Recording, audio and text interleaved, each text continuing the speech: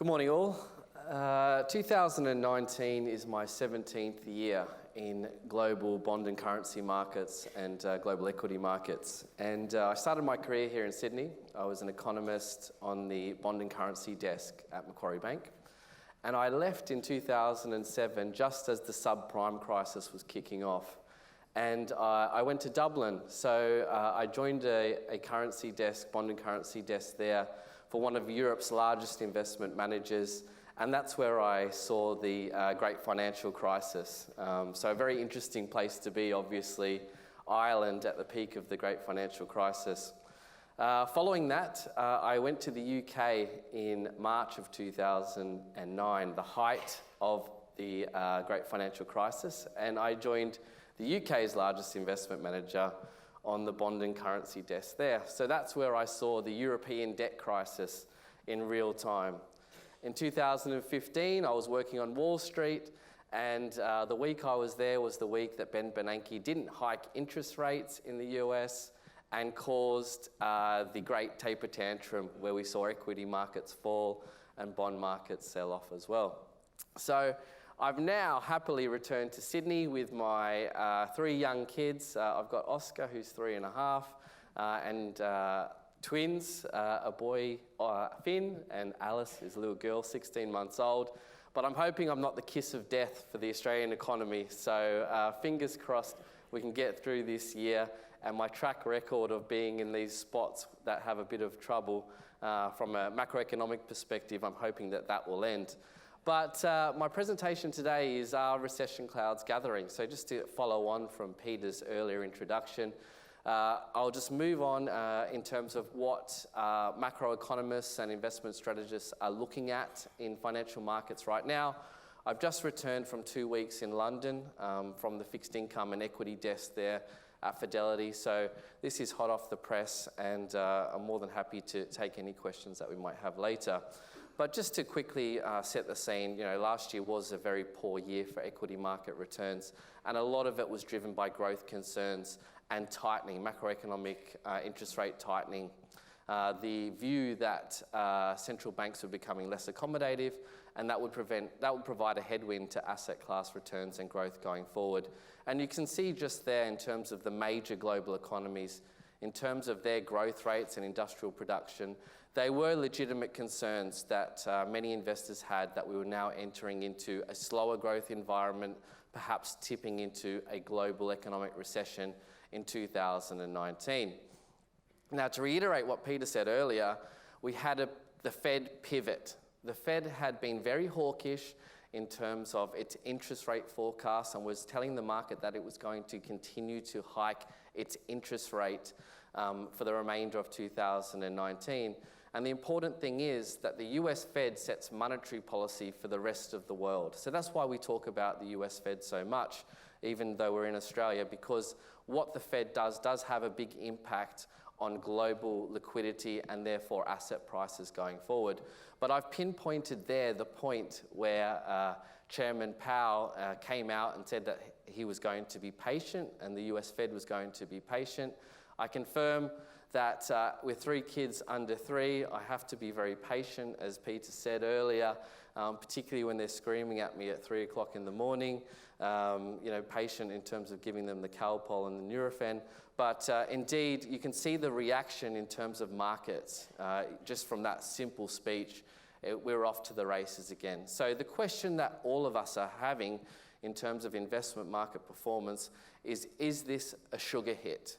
Is this simply a short-term rise in asset markets again, or is this something more sustainable going forward? Now, the equity market, very much off to the races in 2019. But what's concerning the fixed income market and the bond market is there's still very much growth concerns. So we've seen this from, if we look at the yield curve, we have an inverse yield curve which suggests that the bond market thinks that interest rates have to come down, suggesting a weaker economic growth environment. But the really odd thing is this perverse environment where investors, fixed income investors, will pay governments to lend them money. So this is $10 trillion of debt that has a negative yield, a negative interest rate. Big institutional investors, big sovereign wealth funds are saying to the German government, I will pay you so that I can park my cash with you. It's a perverse environment, 10 trillion. To give that some context, 1 trillion seconds is about 30,000 years. So consider $10 trillion of negative yielding debt. And that has grown significantly, as you can see, over the last 6 months. And I updated this chart yesterday. So my question is, why is it continuing to grow? Why do we have one set of investors, the fixed income market, very concerned about the outlook for economic growth, yet we have the equity market, the eternal optimists, like Peter, for example, that are suggesting that all is rosy again, central bank stimulus will come to save the day. Now, in terms of Australia, in terms of me being the kiss of death, investors like yourselves have been peppered with negative headlines. Even the poor old wallabies are coming in for a kicking in terms of the outlook for how they might perform at the World Cup. So we've got concerns about the election, we've got concerns about franking credits, we've got concerns about the Royal Commission and the outcome of that. We've got concerns about house prices. So understandably, investors domestically are concerned about their local exposure and whether the Australian economy might also be entering into a slowdown. Now, for me, we had a weak inflation number out last week, 1.4%, and we've seen a lot of economists jump on the bandwagon to forecast an interest rate cut as early as next month, the first Tuesday in May, ahead of the election. Not only that, but they're pricing in a further 25 basis points cut before the end of the year. But I think you have to really look at the labour market, and this is what the RBA has told investors to focus on as well. Now, they're saying that the unemployment rate is very low, and that's true. It's 4.8, 4.9%. But for me, the better indicator of the health of the labour market is the underemployment rate. And as you can see, that gap continues to widen. So for the ABS to consider you employed, they'll call you up and they'll say, did you work last week? And if you've got a job, you'll say yes.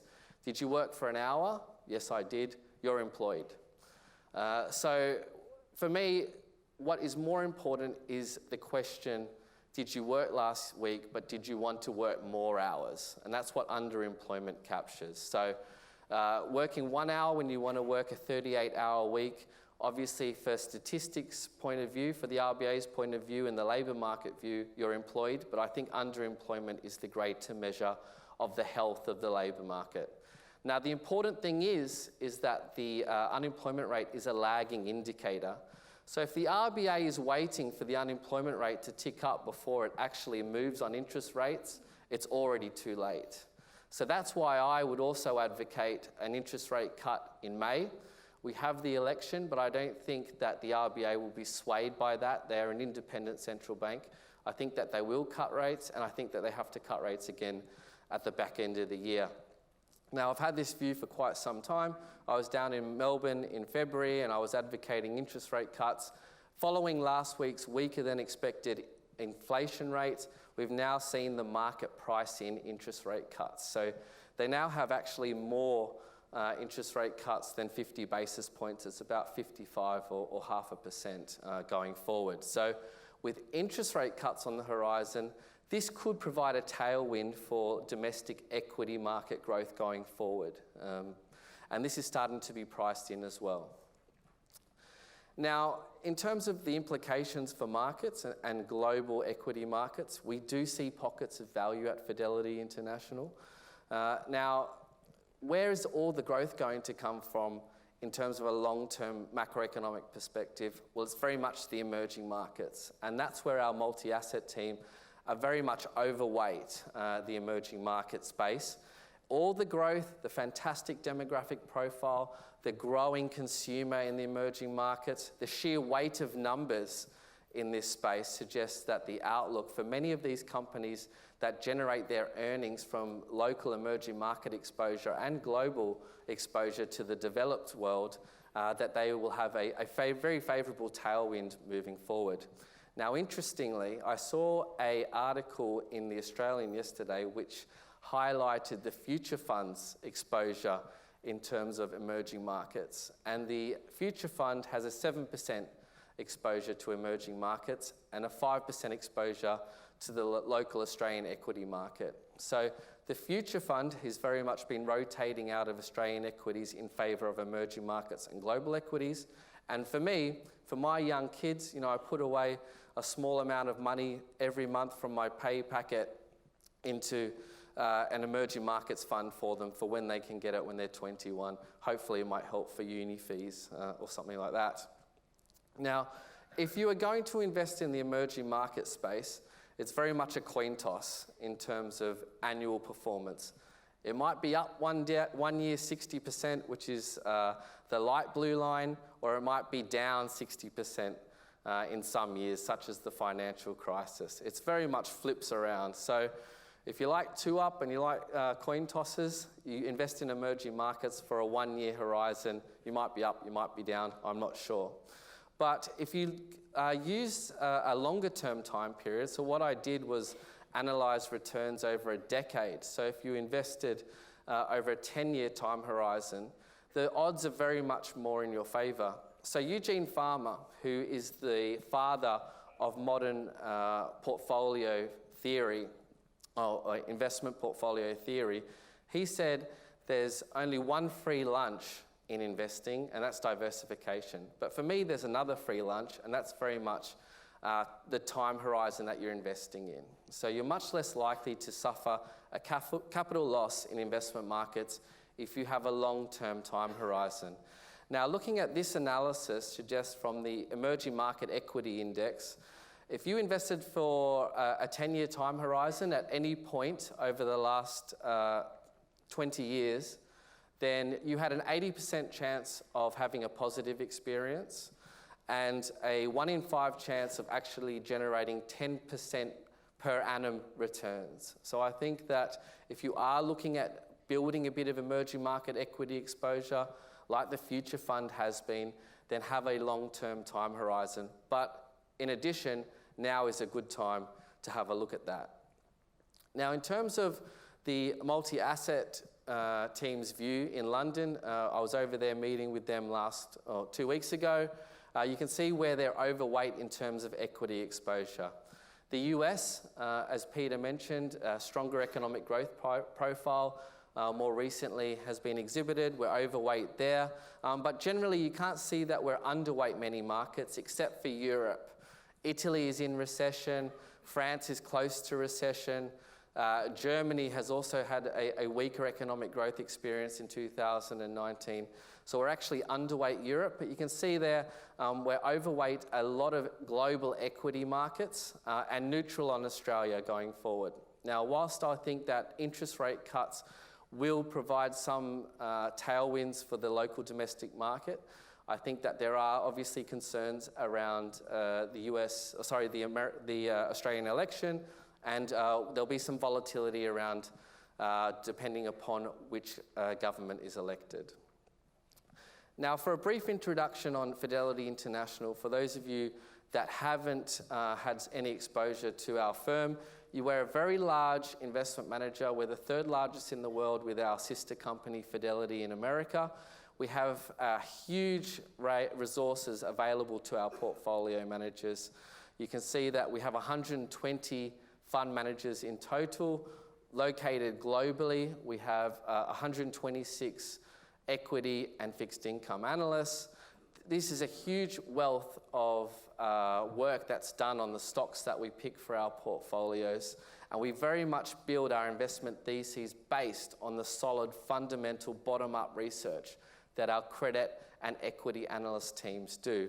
We're located globally, offices in Hong Kong, London, Toronto, Singapore, very much a large institution. Now, some of the funds that we have available for investors such as yourselves are our flagship Fidelity Australian Equities Fund run by Paul Taylor. I have a Global Equities Fund which is managed out of London, has shown strong performance year to date in particular, but also a consistent track record over a longer term time period of outperformance. And I also have an emerging market equity fund which is available on the ASX. So this is not only is it an unlisted unit trust that you can buy from any platform, but you can also buy this fund on the ASX. The code is FEMX, and it's an active ETF. So I met with Alex a couple of weeks ago. Very good performance this year, very unique investment thesis, which I'd be more than happy to talk to you about outside. So in summary, global growth is slowing. I'm not forecasting a global recession this year. Much like Peter, I expect 2020 could be some serious concerns, particularly now that the yield curve has converted. I would put the odds at 1 in 3. So I'm not as bearish as David Murray, to compare myself to him, but I would say a 1 in 3 chance. Particularly, the big concern is that the yield curve inverted as it did before the great financial crisis. The RBA will cut rates, whether it's May, whether it's June, doesn't matter, they're going to cut. So the timing is less of a concern for me, but it will provide some stimulus for the local domestic equity market. You can see that we're overweight equities in our multi-asset team's view, and also I think emerging markets for a longer term perspective, if you've got young kids or young grandkids, I think it's a really good spot to be, and that's where I've been. Finally, if you're interested in any of these insights, there's a wealth of content produced by Fidelity globally. It all goes up on our website. Additionally, if you've got young grandkids or kids and they're having trouble sleeping, read them a few of these and they nod off straight away. Thank you very much. Thank you. Thank you.